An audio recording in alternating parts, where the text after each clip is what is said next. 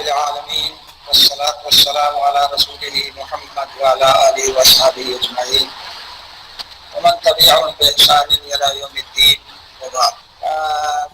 ولا اور برا کے سلسلے میں بات ہو گئی تھی. دقائق الاسناد والی بات تھی وہ رہ گئی تھی آپ کی شاید نا. جی جی جی. چلیے میں کسی وقت اس کو موبائل پر ڈال دوں گا. جی انشاءاللہ ضرور. ٹھیک ہے شکریہ جزاک اللہ. وہی آپ آگے ہے ولا اور برا کے بعد والذی یحلف به عبد الله بن عمر لو ان لاحدهم مثل احد ذهب فانفقوا ما قبل الله منه حتى يؤمن بالقدر.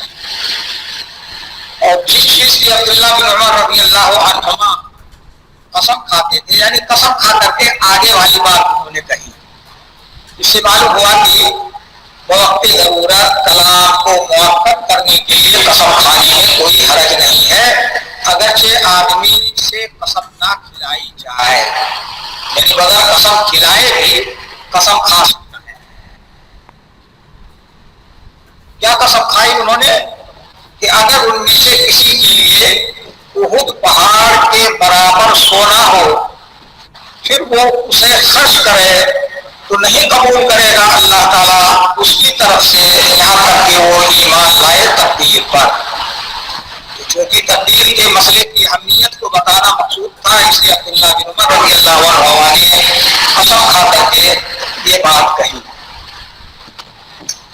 ثم قال پھر انہوں نے کہا حدثنی ابھی عمر بن الخطاب یہ عمر بن الخطاب اب سے بدل ہے مجھ سے حدیث بیان کی میرے باپ عمر بن الخطاب رضی اللہ عنہ نے. قال انہوں نے کہا یعنی عمر رضی اللہ عنہ نے کہا بینما نحن عند رسول اللہ صلی اللہ علیہ وسلم ذات یوم. بینا اور بینما ایک ہی معنی میں آتا ہے اس اسنا میں اس درمیان میں یعنی بینا وقت من الاوقات. تو عمر رضی اللہ عنہ نے کہا کہ اس اسنا میں کہ ہم رسول اللہ صلی اللہ علیہ وسلم کے پاس موجود تھے ایک دن. یوم نکرا ہے اس میں ایک کا ترجمہ خود بخود ہوتا ہے لیکن یہاں ذات کو تحسین کلام کے لیے داخل کر دیا گیا اس کا الگ سے ترجمہ نہیں ہوتا. ذات یوم ذات لیلۃ وغیرہ ایک دن ایک رات. اس اسنا میں کہ ہم رسول اللہ صلی اللہ علیہ وسلم کے پاس موجود تھے ایک دن. یہ حدیث جس کا ذکر عمر بن خطاب رضی اللہ عنہ کر رہے ہیں یہ مشہور ہے محدثین کے ہاں حدیث جبریل اور اس کو ام الاحادیث بھی کہتے ہیں. حدیث جبریل بھی اور ام الاحادیث بھی یہ بڑی اہم اور بنیادی حدیث. قاضی عیاض رحمہ اللہ کہتے ہیں اس حدیث کی اہمیت کو بیان کرتے ہوئے کہ یہ حدیث عبادات ظاہرہ اور عبادات باطنہ کے تمام وظائف کی شرح پر مشتمل ہے.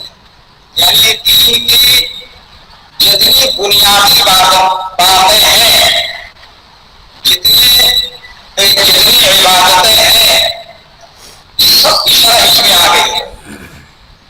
ایمان کا ذکر اس میں ہے اعمال جوارح کا ذکر اس میں ہے اور اخلاص اور باطن کی صفائی کا ذکر اس میں ہے. آدمی اپنے آپ کو آفات اعمال سے کیسے بچا سکتا ہے.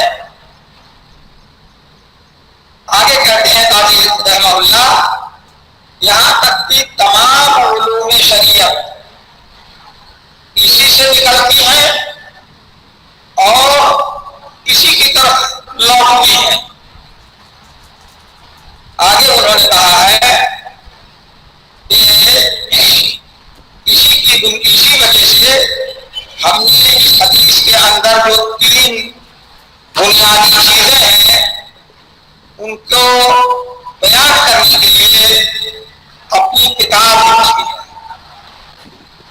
یعنی قاضی صاحب نے اس حدیث کی اہمیت کو اور اس کے اندر جو بنیادی مسائل بیان کیے گئے ہیں، ایمان، اسلام، احسان، ان کی توضیح اور تشریح کے لیے انہوں نے کتاب لکھی ہے، اس کا نام ہے المقاصد الحسان فیما یلزم الانسان، المقاصد الحسان فیما یلزم الانسان۔ تو معلوم ہوا کہ بڑی اہم اور بنیادی حدیث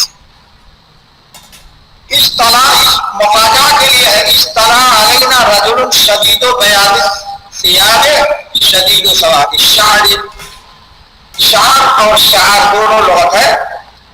اچانک، ناگاہ، طلوع ہوا یعنی ظاہر ہوا ہمارے پاس ایک آدمی، شدید و بیاض ثیاب اس کی صفت ہے۔ وہ آدمی کیسا تھا؟ کپڑے کی سفیدی سخت تھی، یعنی سخت سفید کپڑے والا تھا، سخت سفید کپڑا پہنے ہوئے تھا۔ ایسا آدمی ظاہر ہوا ہمارے پاس، ایسا آدمی جس کے کپڑے سخت سفید تھے، شدید و سواد الشعر، جس کے بال سخت سیاہ تھے، لا یرا علیہ آثار السفر ولا یعرفہ منا احد، نہیں دیکھا جاتا تھا اس پر سفر کا نشان اور نہیں پہچانتا تھا اس کو ہم میں سے کوئی۔ صحابی رسول رضی اللہ عنہ کہہ رہے ہیں کہ وہ عجیب آدمی تھا، اس کی ظاہری شکل و صورت تو بتا دی، سفید کپڑے میں اور بال سخت سیاہ تھے، لیکن تعجب کی بات یہ تھی کہ ہم میں سے کوئی نہیں پہچانتا تھا۔ اس کا مطلب کہ وہ مدینہ والوں سے تعلق نہیں رکھتا تھا، لا یعرفہ منا احد۔ اب اگر مدینہ سے اس کا تعلق نہیں ہے تو ظاہر ہے کہ کوئی مسافر ہوگا، اور مسافر جب سفر کر کے آتا ہے، کہیں پہنچتا ہے، تو اس کے چہرے مہرے، لباس پوشاک سے ظاہر ہو جاتا ہے، رگ و غبار ہے، پسینہ ہے، پتہ چل جاتا ہے کہ یہاں سے آیا ہے۔ تو چونکہ اظہار کے لیے اس بات کو کہہ رہے ہیں کہ ہم میں سے کوئی نہیں پہچانتا تھا، یعنی مدینہ والوں میں سے وہ نہیں لگ رہا تھا۔ جب مدینہ والوں میں سے نہیں لگ رہا تھا تو مسافر رہا ہوگا، مسافر ہوتا تو اس پر سفر کا کچھ نہ کچھ نشان ہوتا، مگر سفر کا نشان بھی نہیں تھا۔ یہ بات قابل تعجب۔ اب سوال یہ پیدا ہوتا ہے کہ عمر رضی اللہ عنہ نے لا یعرفہ منا احد کیسے کہا؟ ان کو اپنے بارے میں تو کہہ سکتے ہیں کہ میں اس کو نہیں پہچانتا تھا، نہیں جانتا تھا، کبھی نہیں دیکھا تھا، لیکن آپ کی پوری کلاس ہے، پوری جماعت ہے، تو آپ میں سے کوئی طالب علم سب کی طرف سے ترجمانی کرے کہ ہم میں سے کوئی نہیں جانتا ہے اس کو، تو سوال یہ پیدا ہوگا کہ آپ کو کیسے معلوم کہ آپ کے علاوہ کوئی دوسرا بھی نہیں جانتا ہے، تیسرا چوتھا بھی نہیں جانتا ہے؟ یہ سوال پیدا ہوتا ہے۔ اس کا جواب یہ ہے، اس کا دو جواب ہے۔ ایک جواب تو یہ ہے کہ ہو سکتا ہے عمر رضی اللہ عنہ نے ظن غالب کی بنیاد پر یہ بات کہی، کیونکہ عمر رضی اللہ عنہ معروف لوگوں میں سے، معروف صحابہ میں سے تھے، اور رسول اللہ صلی اللہ علیہ وسلم کے پاس آنا جانا لگا رہتا تھا، مسجد کی حاضری رہتی تھی، تو کبھی آیا ہوتا تو ضرور دیکھتے۔ تو ظن غالب کی بنیاد پر انہوں نے اپنے اوپر دوسروں کو قیاس کر کے کہہ دیا کہ ہم میں سے کوئی نہیں جانتا۔ دوسرا جواب یہ ہے کہ انہوں نے اعتماد کیا حاضرین کے صحیح قول پر، کیونکہ بعض روایتوں میں صراحت ہے فَنَظَرَ الْقَوْمُ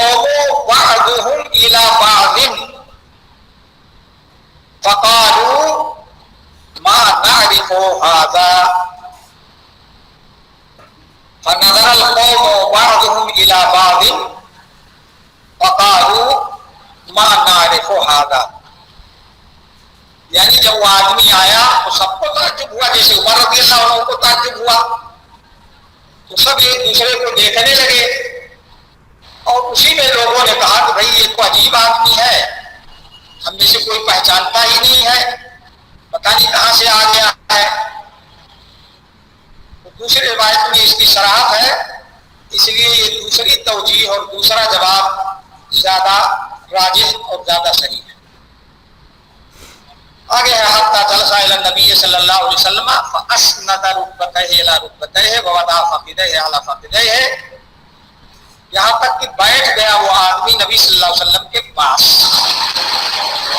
پھر ٹیک دیا اپنے دونوں گھٹنوں کو آپ صلی اللہ علیہ وسلم کے دونوں گھٹنوں سے، یعنی گھٹنے ٹیک کر کے بیٹھا. یہ بھی ہے ادب کا طریقہ بتانے کے لیے انہوں نے کہا کیا ایسا کہ کسی عالم کے پاس جایا جائے، کسی بڑی شخصیت کے پاس جایا جائے تو گھٹنے ٹیک کر کے ادب کے ساتھ بیٹھا جائے. وَوَضَعَ كَفَّيْهِ عَلَى فَخِذَيْهِ، اس میں دو احتمال ہے. کفیہ میں جو ضمیر ہے اس کا مرجع رجل ہے، اور فخذیہ میں جو ضمیر ہے اس میں دو احتمال ہے. ایک احتمال یہ ہے کہ اس کا مرجع بھی رجل ہی ہو، تو معنی آپ کریں گے کہ اس آدمی نے اپنی دونوں ہتھیلیاں اپنی دونوں رانوں پر رکھی، یعنی ہتھیلیاں اپنی رانوں پر رکھ کر کے گھٹنا ٹیک کر کے وہ آدمی بیٹھا. دوسرا احتمال یہ ہے کہ فخذیہ میں ضمیر کا مرجع نبی صلی اللہ علیہ وسلم کو مانا جائے، تو مانا ہوگا علی فخذی نبی صلی اللہ علیہ وسلم. اس دوسرے احتمال کی تائید مختلف روایتوں سے ہوتی ہے. چنانچہ ابن خزیمہ وغیرہ نے اس کی صراحت کی ہے، یعنی علی فخذی نبی صلی اللہ علیہ وسلم کا ذکر کیا ہے. اسی طرح سے عبداللہ بن عباس، ابو عامر اشعری کی حدیث مسند احمد میں ہے صحیح حسن سند کے ساتھ، اور اس حدیث کو امام نسائی نے بھی ابو ہریرہ اور ابو ذر رضی اللہ عنہما کی حدیث سے روایت کیا ہے، اور یہ سند صحیح ہے. یعنی مسند احمد والی سند حسن ہے، اور نسائی والی سند جو ابو ہریرہ اور ابو ذر رضی اللہ عنہما سے روایت ہے اس کی سند صحیح ہے. تو راجح یہی ہوا، تو ترجمہ کریں گے کہ اس آدمی نے اپنی دونوں ہتھیلیاں نبی صلی اللہ علیہ وسلم کی دونوں رانوں پر رکھا. اس طرح سے اس لیے کر کے بیٹھے تاکہ جس سے ہم بات کرنا چاہتے ہیں اس کی توجہ پورے طور پر ہماری طرف رہے، اور ہم بھی اس کے سامنے ادب کے ساتھ بیٹھ کر کے کچھ سیکھیں اور کچھ حاصل کریں. وقال یا محمد اخبرنی عن الاسلام، اور کہا، یعنی کالا میں ضمیر فاعل رجل کی طرف لوٹے، اس آدمی نے کہا اے محمد صلی اللہ علیہ وسلم آپ خبر دیجئے مجھے اسلام کے بارے میں. یہاں بھی ایک اشکال ہے. اشکال یہ ہے کہ صحیح بخاری میں کتاب التفسیر کے اندر ابو ہریرہ رضی اللہ عنہ کی ایک روایت میں یہ الفاظ ہیں،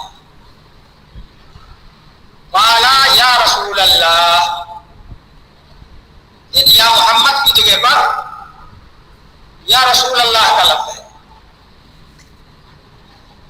واقعہ تو ایک ہی ہے، کسی روایت میں یا محمد ہے، کسی روایت میں یا رسول اللہ ہے۔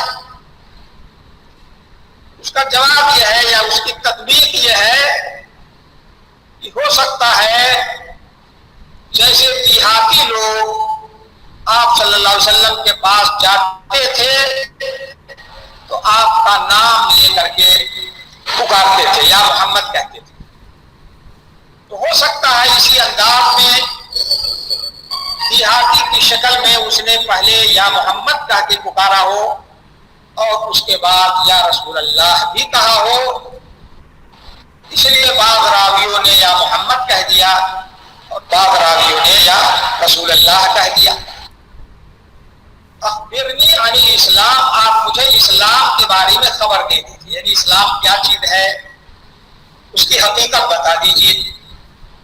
یہاں بھی اشکال ہے، وہ اشکال یہ ہے کہ یہاں پہلا سوال اسلام کے بارے میں، دوسرا سوال ایمان کے بارے میں ہے اور تیسرا سوال احسان کے بارے میں ہے۔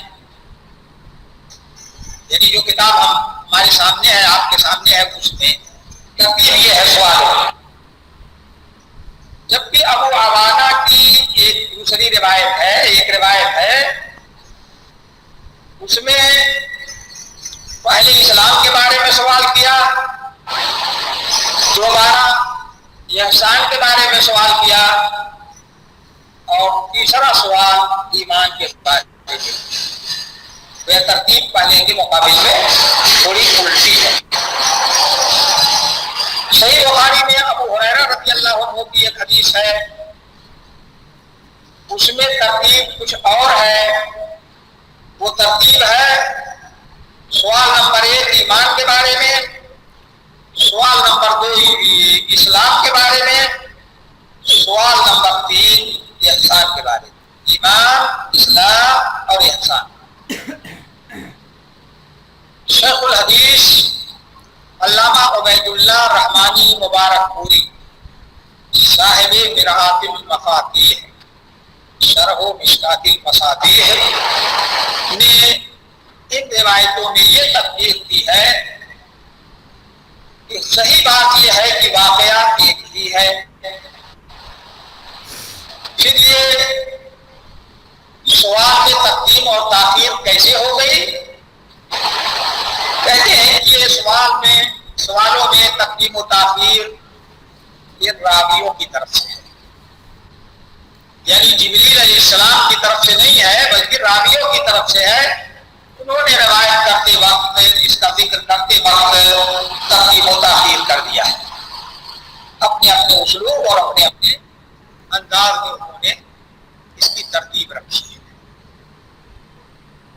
فقال رسول اللہ صلی اللہ علیہ وسلم، تو رسول اللہ صلی اللہ علیہ وسلم نے فرمایا، یعنی ان کے اس سوال کا جواب دیا، الاسلام ان تشهد ان لا الہ الا اللہ وان محمد رسول اللہ وتقیم الصلاۃ۔ ان تشهد منصوب ہے، ان کی وجہ سے اسی پر یہ سارے افعال عطف ہیں۔ وتقیم الصلاۃ وتؤتی الزکاۃ وتصوم رمضان وتحج البیت ان استطعت الیہ سبیلا۔ اسلام یہ ہے کہ تو گواہی دے اس بات کی کہ نہیں ہے کوئی معبود برحق، لا الہ اے لا معبود بحق، نہیں ہے کوئی معبود برحق سوائے اللہ کے، یعنی عبادت کا مستحق پوری کائنات اللہ تعالیٰ کی ذات ہے، اور اس بات کی بھی گواہی دینا ہے کہ بے شک محمد صلی اللہ علیہ وسلم اللہ کے رسول ہیں۔ وتقیم الصلاۃ، اور اسلام یہ بھی ہے کہ تو نماز قائم کرے۔ صلاۃ کا لغوی معنی دعا، دعا قرآن میں ہے وصلی علیہم ان صلاتک سکن لہم، صلی علیہم، آپ دعا کیجئے ان کے لیے۔ اور حدیث میں یہ بھی ہے کہ جب لوگ زکوٰۃ اور صدقات آپ کے پاس لے کے آتے تھے تو ان کے لیے دعا کرتے تھے اللہم صلی علی فلان، اللہ تعالیٰ کو رحمت نازل فرما. اور یہ تو لغوی معنی ہوا. شرعی معنی ہے عبادت ذات اقوال و افعال مفتتحۃ بالتکبیر مفتتحۃ بالتکبیر و مختتمۃ بالتسلیم.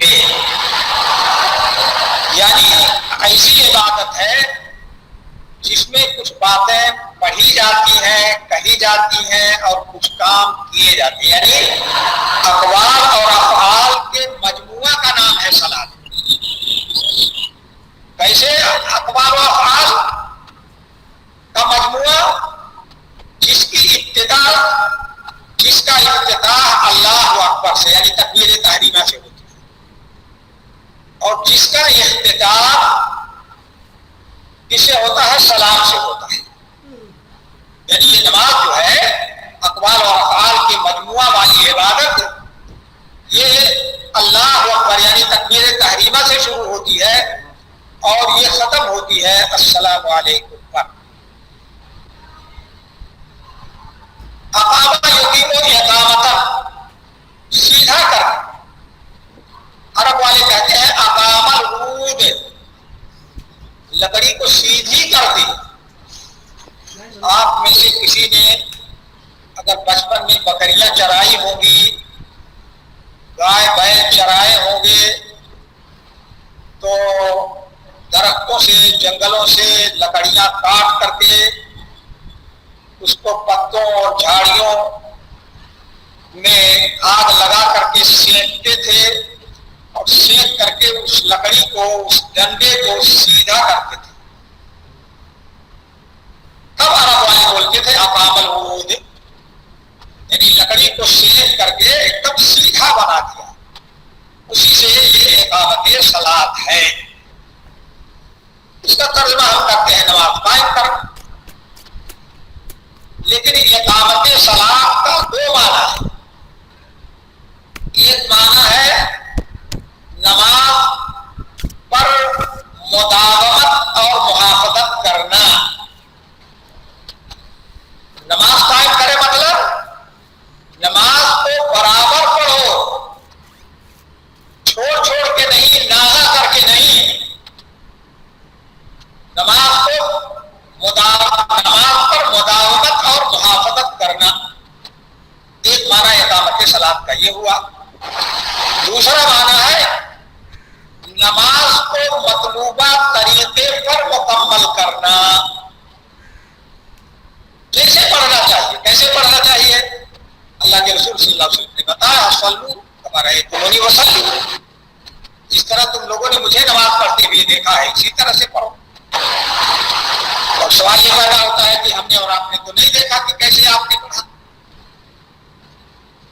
یہ بات صحیح ہے کہ ہم نے اور آپ نے نہیں دیکھا، لیکن صحابہ کرام رضوان اللہ علیہم اجمعین جنہوں نے آپ کو نماز پڑھتے ہوئے دیکھا تھا، انہوں نے آپ کی پوری نماز تکبیر تحریمہ سے لے کر کے سلام پھیرنے تک پوری کیفیت، تمام اقوال اور افعال کا، خشوع اور خضوع کا، اطمینان اور سکون کا، تعدیل ارکان کا تفصیلی ذکر کیا ہے.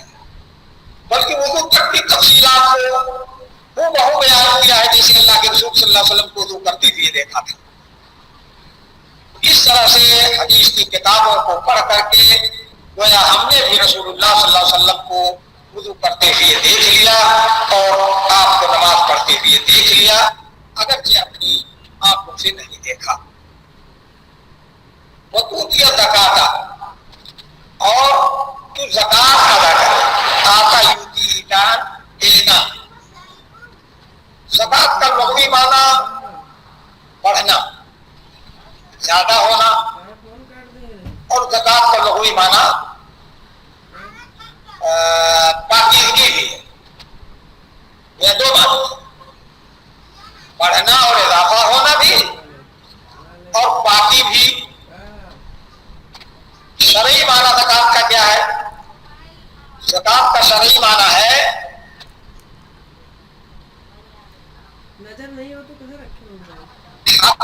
معلوم یا حق خاص فی مال مخصوص فی وقت مخصوص. ایسا حق جو خاص مالوں میں واجب ہوتا ہے اور خاص وقت میں واجب ہوتا ہے. خاص مالوں میں واجب ہونے کا مطلب یہ ہے کہ شریعت نے مالوں کی اور مالوں میں نصاب کی تحدید اور تعین کر دی ہے. گویا اس نصاب تک جو مال پہنچے گا اس میں زکوٰۃ واجب ہے، ہر قسم کے مال میں زکوٰۃ واجب نہیں ہے. مخصوص مال میں اور مخصوص جماعت کے لیے یہ حق واجب ہوتا ہے. مخصوص جماعت سے مراد زکوٰۃ کے مصارف ثمانیہ ہیں. انما الصدقات للفقراء والمساکین والی جو آیت ہے اس میں 8 مصارف کا ذکر ہے زکوٰۃ کے، اسی کی طرف اشارہ ہے. تیسرا رکن ہوا یہ اسلام کا. پہلا تو شہادتین کی گواہی دینا، دوسرا نماز قائم کرنا اور تیسرا زکوٰۃ ادا کرنا. وتصوم رمضان اور رمضان کا تو روزہ رکھے. رمضان یہ عربی کیلنڈر سے عربی مہینوں میں سے ایک مہینے کا نام ہے جس میں اللہ رب العالمین نے رمضان کے پورے مہینے کا روزہ فرض کیا ہے. شہر رمضان الذی انزل فیہ القرآن اور کتب علیکم الصیام کما کتب علی الذین من قبلکم لعلکم تتقون. اور صام یصوم صوما، صوم کا لغوی معنی ہوتا ہے رکنا، کسی چیز کو چھوڑ دینا. کسی چیز سے رکنا اور کسی چیز کو چھوڑ دینا. بیٹے آپ لوگوں تک آواز جاری ہے کہ نہیں؟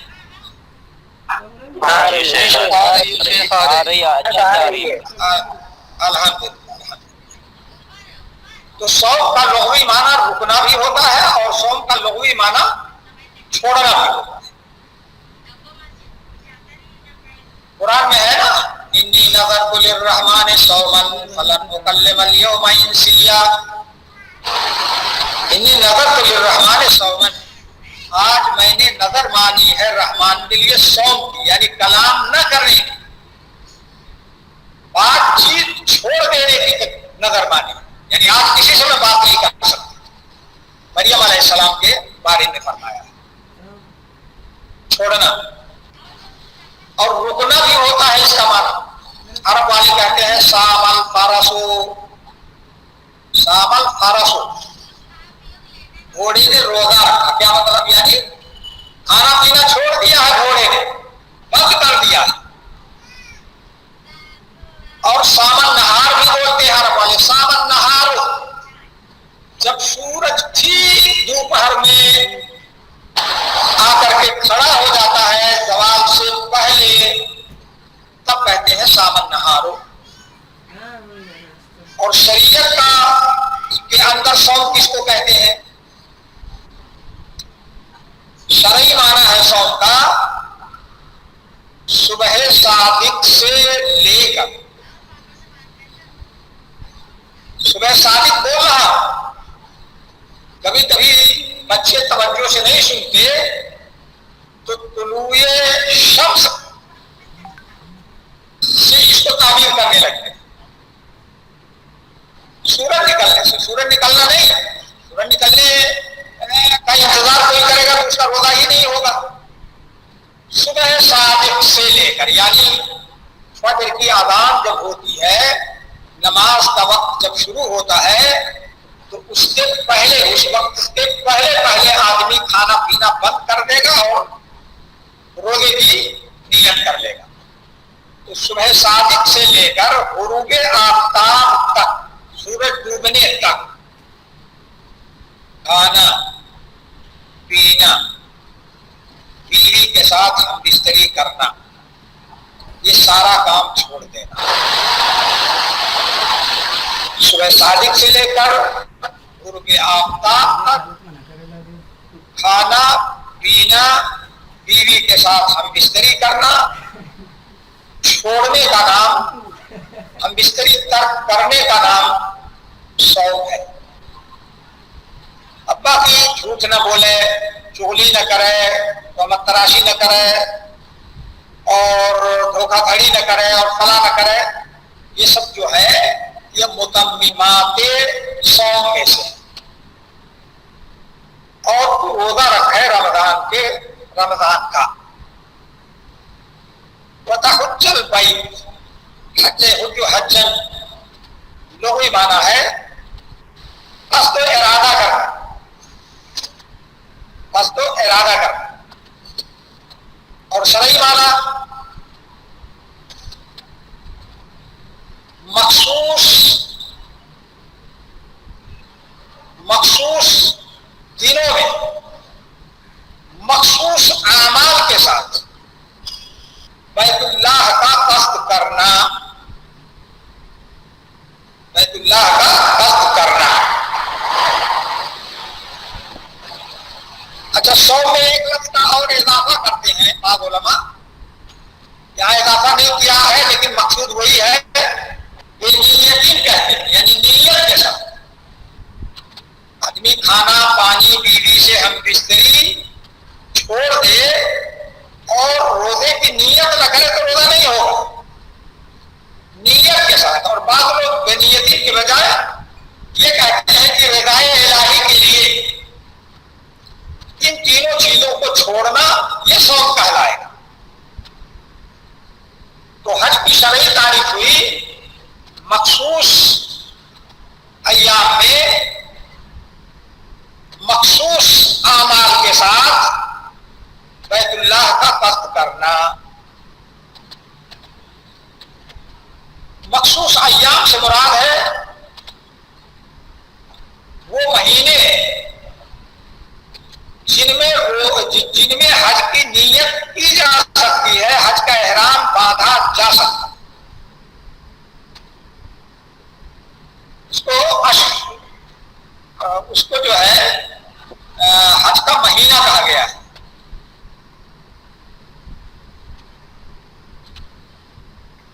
تو شوال، ذوالقعدہ اور ذی الحجہ کے ابتدائی 10 دن، بلکہ اصل تو 9 ہی دن ہوتے ہیں اور 10ویں پر حج کے زیادہ تر اعمال مکمل ہو جاتے ہیں۔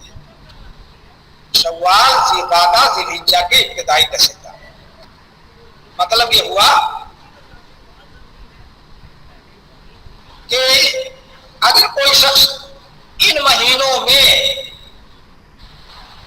مکہ جائے تو حج کا احرام باندھ سکتا ہے، اور اگر کوئی رمضان ہی میں چلا گیا، حج کرنے کی نیت سے جا رہا، رمضان میں گیا، جیسے فلائٹوں سے جو حجاج جاتے ہیں دور دراز ممالک سے، تو کچھ لوگوں کی فلائٹیں رمضان ہی میں ہوتی ہیں، تو وہ حج کا احرام نہیں باندھ سکتے، وہ عمرہ کی نیت کریں گے، عمرہ کا احرام باندھ کر کے جائیں گے مکہ، عمرہ کر کے حلال ہو جائیں گے، اور پھر ذی الحجہ کی 8 تاریخ کو حج کا احرام باندھیں۔ وتحج البیت، اور تو بیت اللہ کا حج کرے، ان استطاعت الیہ سبیلا، یہ شرط ہے اگر تو بیت اللہ، الیہ میں ضمیر کا مرجع بیت اللہ ہے، اگر تو طاقت رکھے بیت اللہ کی طرف راستے کی۔ تو قرآن کی اس آیت سے ماخوذ ہے جس میں اللہ تعالیٰ نے فرمایا ہے وَلِلَّهِ عَلَى النَّاسِ حِجُّ الْبَيْتِ مَنِ اسْتَطَاعَ إِلَيْهِ سَبِيلًا، آل عمران آیت نمبر 97۔ وَلِلَّهِ عَلَى النَّاسِ حِجُّ الْبَيْتِ مَنِ اسْتَطَاعَ إِلَيْهِ سَبِيلًا، یہ بیت اللہ کا حج لوگوں پر فرض ہے، لیکن ہر انسان پر نہیں فرض ہے، ہر مرد اور عورت پر نہیں فرض ہے۔ کس پر فرض ہے؟ من استطاع الیہ سبیلا، جو بیت اللہ تک جانے کی طاقت رکھے. تو سبیل کا معنی یہاں زاد و راحلہ ہے، یعنی کھانے پینے کا سامان یا کھانے پینے کے لیے آدمی کے پاس روپیہ پیسہ ہو. اور سواری، اب یا تو خود اپنی سواری ہو، غریب کے لوگ ہیں گاڑی سے جا سکتے ہیں، اپنی گاڑی سے جا سکتے ہیں، کرائے کی گاڑی سے جا سکتے ہیں. تو توشہ یعنی کھانے پینے کا سامان یا کھانے پینے کا پیسہ ہو کہ اپنا آدمی ہوٹل سے خرید کر کے کھا لیگا. اسی طرح سے اپنی خود کی سواری ہو یا سواری کا کرایہ ہو آدمی کے پاس، کہ اپنے ملک سے مکہ پہنچنے کا ذریعہ ہو اور مکہ سے مختلف جگہوں پر جانا آنا ہوگا، منا ہے اور دوسری جگہوں پر آنا جانا پڑے گا، منا مزدلفہ عرفات.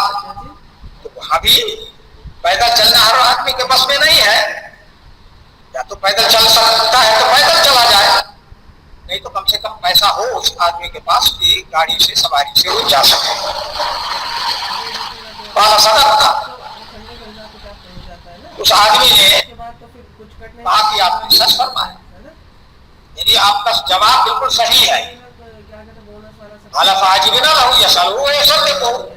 صحابی کہتے ہیں کہ ہمیں تعجب ہوا اس آدمی سے. کیوں تعجب ہوا؟ کہ وہ آپ سے پوچھتا ہے مسئلہ اور آپ کی تصدیق بھی کرتا ہے.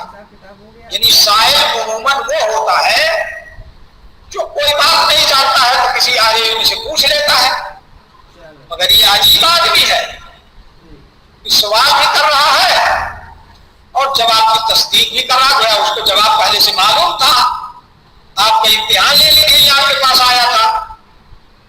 یہ تعجب کی بات تھی. ابھی کسی کو نہیں معلوم کہ وہ کون آدمی ہے. قال فاخبرنی عن الایمان قال ان تؤمن بالله وملائكته وكتبه ورسله واليوم الاخر وتؤمن بالقدر خيره وشره. قال صدق. آپ صلی اللہ علیہ وسلم نے ایمان کے سوال کا جواب دیا. فرمایا کہ ایمان یہ ہے کہ کوئی ایمان لائے اللہ پر اور اس کے فرشتوں پر اور اس کی کتابوں پر اور اس کے رسولوں پر اور آخری دن پر یعنی قیامت پر، اور ایمان لائے تقدیر پر خیرہ و شرہ یعنی تقدیر کے اچھے اور اس کے برے ہونے پر. خیرہ و شرہ دونوں مجرور رہے گا، یہ بالقدر پر عطف ہونے کی کیا نام ہے اس کا، اس سے بدل ہو جائے گا. ایمان لائے تو اللہ پر، اس کے فرشتوں پر، اس کی کتابوں پر، اس کے رسولوں پر. تو پہلے اللہ کا ذکر ہے، اس کے بعد ملائکہ کا ذکر ہے. فرشتہ کس کو کہتے ہیں؟ اس نورانی مخلوق کو کہتے ہیں جو ہمیشہ اللہ کی اطاعت اور عبادت کرتی ہے، اس کی نافرمانی کا کوئی کام نہیں کرتی. علیہا ملائکۃ غلاظ شداد لا یعصون اللہ ما امرهم ویفعلون ما یؤمرون. وہی کرتی ہے جس کا اللہ کی طرف سے انہیں حکم ہوتا ہے، نافرمانی کا کوئی کام نہیں کرتے. تو ایسے لوگوں کو، ایسی مخلوق کو فرشتہ کہتے ہیں. اس کے بعد کتابوں کا ذکر ہے. یہ جو ترتیب ہے اللہ کے بعد ملائکہ، اس کے بعد کتاب، اس کے بعد رسول، یہ مناسب ترتیب ہے اور امر واقعہ کے لحاظ سے یہ ترتیب ہے، کیونکہ کتابیں دینے والا اللہ تعالی ہے، کتابیں لینے والے فرشتے ہیں، کیا نام ہے، پیغمبر ہیں، اور کتابیں جن کے واسطے سے پیغمبروں تک آئیں وہ فرشتے ہیں. گویا کتاب چلی اللہ کے پاس سے، کس کے ذریعے چلی؟ فرشتوں کے ذریعے یعنی جبریل علیہ السلام کے ذریعے کہاں آئی؟ رسولوں پر آئی۔ تو اللہ کی جتنی آسمانی کتابیں ہیں سب پر ایمان ضروری ہے۔ یہ کتابوں اور رسولوں پر جو ایمان ہے یہ ایک اجمالی ایمان ہے اور ایک تفصیلی ایمان ہے۔ تمام کتابوں پر اجمالی ایمان ضروری ہے، مثلا تورات، زبور، انجیل یا صحف ابراہیم، موسیٰ اور اس قسم کی کتابوں اور صحیفوں کا ذکر جہاں ہے اس پر ایمان لانا ہے کہ ہاں اللہ تعالیٰ نے تورات، زبور، انجیل اور فلاں فلاں صحیفوں کو اتارا ہے۔ یہ اجمالی ایمان۔ اب اس کے اندر جو تفصیلی باتیں ہیں چونکہ ان پیغمبروں کے ماننے والوں نے، ان کے امتیوں نے ان میں تحریفیں کی ہیں، لفظی تحریفیں بھی، معنوی تحریفیں بھی، اس لیے موجودہ جو نسخے ہیں ان کتابوں کے ان کی ہم تصدیق نہیں کریں گے اور کہیں گے لا نصدق ولا نکذب۔ باقی مجموعی طور پر کتاب کی تصدیق ضروری ہے۔ اور آخری ان کتابوں کی آخری کڑی جو ہے قرآن کریم ہے جو جبریل امین کے ذریعے محمد رسول اللہ صلی اللہ علیہ وسلم پر اتاری گئی۔ اور اسی طرح سے رسولوں پر جو ایمان ہوگا وہ اجمالی ہوگا، اور محمد صلی اللہ علیہ وسلم پر جو ہمارا آپ کا ایمان ہوگا وہ تفصیلی ہوگا، یعنی ایک ایک جزئیہ پر، ایک ایک بات پر، ایک ایک حکم اور کلام پر ایمان لانا ضروری۔ اور آخری دن پر ایمان لانا یہ بھی ایمان کے بنیادی شرطوں میں سے، ارکان میں سے ہے۔ اور تقدیر پر ایمان بھی گویا یہ ایمان کے ارکان کہلائیں گے۔ پہلا جو ہے وہ 5 چیزیں تھیں جو اسلام کے ارکان تھے، اور یہ 6 چیزیں ہیں: ایمان باللہ، ایمان بالملائکہ، ایمان بالکتب، ایمان بالرسول، ایمان بالیوم الاخر، ایمان بالقدر۔ ان کو یہ 6 چیزیں جو ہیں ان کو ارکان ایمان کہا جاتا ہے۔ تقدیر کی اتنی اہمیت ہے کہ اور چیزوں کو تو ایمان باللہ پر عطف کرتے ہوئے آپ صلی اللہ علیہ وسلم نے بیان فرمایا، لیکن تقدیر کے مسئلے کو بیان کرنے کے لیے آپ نے عامل، معمول اور متعلق سب کا ذکر کر دیا، یعنی فعل کو یہاں ذکر کیا، وَتُؤْمِنَ بِالْقَدَرِ۔ خالی یہ نہیں کہا کہ وَالْقَدَرِ خَيْرِهِ وَشَرِّهِ، بلکہ تُؤْمِنَ بِالْقَدَرِ خَيْرِهِ وَشَرِّهِ۔ یہ تقدیر کی اہمیت کو بیان کرنے کے لیے عامل یعنی فعل کو یہاں دوبارہ ذکر کر دیا گیا ہے۔ اللہ تعالیٰ ہم سب کو صحیح ایمان کی دولت سے نوازے اور خاتمہ ہم سب کا ایمان پر فرمائے۔ صلی اللہ علیہ نبینا محمد وعلی آلہ وصحبہ وبارک وسلم۔ السلام علیکم ورحمۃ اللہ وبرکاتہ۔ وعلیکم السلام ورحمۃ اللہ وبرکاتہ۔